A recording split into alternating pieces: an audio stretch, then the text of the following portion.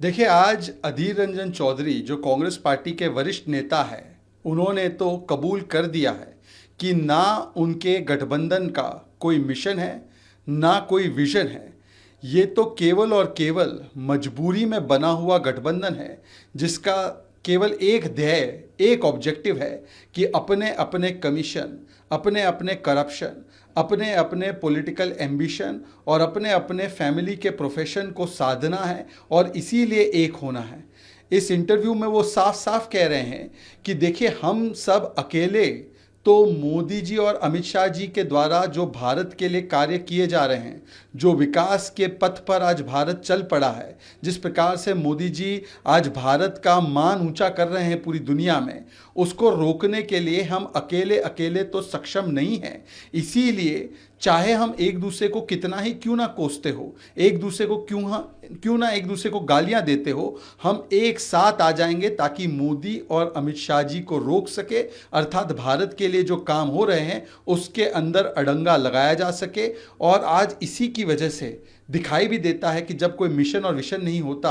तो ये तथाकथित विपक्षी एकता का सेतु बनने से पहले ही कैसे जल समाधि लेता है। आज आप देख सकते हैं कि आम आदमी पार्टी के खिलाफ कांग्रेस पार्टी के नेता बाजवा बोल जाते हैं। आज यही अधीर रंजन चौधरी जी तृणमूल कांग्रेस को डिक्टेटोरियल कहते हैं। वहीं पर सीताराम येचुरी जी और वृंदा कराद भी तृणमूल कांग्रेस के खिलाफ बोलते हैं और बोलते हैं इनके साथ गठबंधन नहीं होगा। कांग्रेस पार्टी केरल की जो लेफ्ट पार्टीज है उनके खिलाफ मोर्चा खोल लेती है। इस प्रकार से ये कोई भी एक साथ एक पटल पर किसी मिशन और विशन के लिए नहीं, केवल मजबूरी में साथ आए हैं। और अगर इस मजबूरी के नाम पर ये लोग एक होते हैं तो इनका एजेंडा क्या होगा, इनकी नीति क्या होगी और ये किस प्रकार से नेतृत्व दे पाएंगे, ये देश की जनता जानती है। देश की जनता किसी मजबूरी वाले गठबंधन को नहीं, मजबूती वाले नेता को चाहती है। और इसीलिए 2024 में भी लोग इस मजबूरी वाले नहीं, मजबूती वालों के साथ ही खड़े रहेंगे। राजस्थान के बर्खास्त किए गए मंत्री पर जिस तरह से पोल खोलने अपनी ही सरकार के, जिस तरह से अब डायरी के जिक्र किया उन्होंने, उसको देखिए, आज तो लाल डायरी में अशोक गहलोत के भ्रष्टाचार के काले चैप्टर का पहला पन्ना सामने आ चुका है और पूरा देश और पूरी राजस्थान पूछ रही है कि इस लाल डायरी में जो नाम सामने निकल कर आ रहे हैं, गहलोत जी इससे घबरा क्यों रहे हैं, गहलोत जी इसका जवाब क्यों नहीं दे पा रहे हैं, क्यों गहलोत जी कभी लाल डायरी के संदर्भ में इस पूरे प्रक्रिया को पटल से हटाने का काम करते हैं, लाल डायरी के नाम और निशान को